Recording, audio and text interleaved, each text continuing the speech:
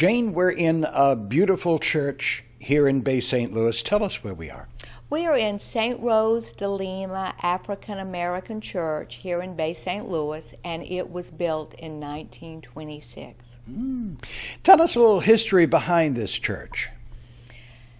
The Divine Word missionaries established St. Augustine Seminary here in Bay St. Louis in 1923, and it is the first successful African American seminary in the United States. As the men did their training, there had to be some place for them to say Mass. So this church was established in 1926. Things went smoothly in the church until the late 1970s, late 1980s. Things were falling apart outside as well as falling apart inside. We got a new dynamic priest, Father Ken Hamilton, and he said, I have got to jumpstart this parish. So he started his rerouting and rerouting program, completely changed the whole church. Now, I want to talk about some of the unique parts of the church, including the sanctuary and the mural. One of the things is the altar. The roots of an oak tree go down to the ground. That's what grounds you. One of the parishioners found an oak tree washed ashore after one of the storms, and he got it, turned it so that the roots were going up toward heaven, and created a gorgeous new altar that fits a whole personality. But when you walk into the church, the first thing you notice is the mural, and that was not part of the original game plan. That was a decision that was made between Mr. Alsocles Azoles, the instructor of the Academy of Art in New Orleans, and Father Hamilton, and they chose to use a risen Christ instead of a crucified Christ, and instead of a cross, they chose to have a giant oak tree, which are so popular here, coming out with the limbs reaching out to embrace you. Now, on that mural, there are some things that you don't see unless you know what to look for. Tell us about those. Mr. Azoles and Cap Fitzpatrick were the two people that were responsible for painting the mural. Mr. Azoles was 60 when he did the painting.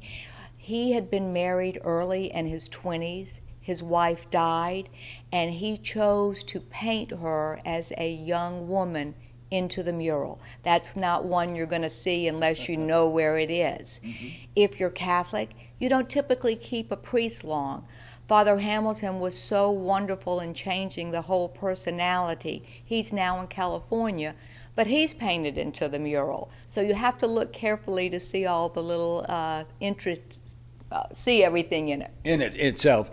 What is also unique is I thought they were little branches, but they're names of people in that mural. On either side of the altar, above the oak trees, it is important to remember that the congregation was falling apart.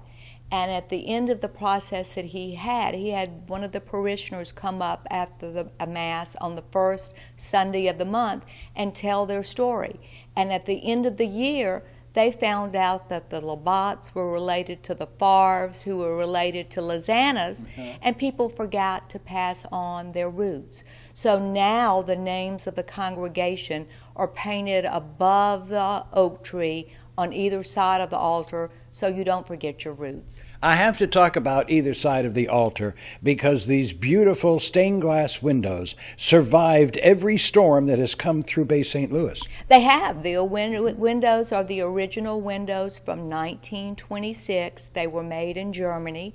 They survived the hurricane of 26, 47, Camille, Katrina. They're all still here intact. And you know, looking at them, and I'm showing them now, I thought there were fluorescent lights behind them, but that's actually the light of the sun. It is sunlight. You've got a morning sunlight that comes through one side of them, and then you have an afternoon sunlight that comes through the other. But at any given point, it does look like it's lit up by fluorescent lights, but it's just really nature's own light. Now, this is, it's considered an African-American church? It was established as an African American church, but the congregation is a good Caucasian and African American mix. Mass is at 9 o'clock now. It is standing room only, so you've got to be here by quarter till. You are going to find Catholics, non-Catholics, visitors in shorts and flip-flops and a t-shirt, and members of the congregation who are dressed in their Sunday best. Very good. Thank you, Jane, for telling us about St. Rose. Thank you. Come visit us.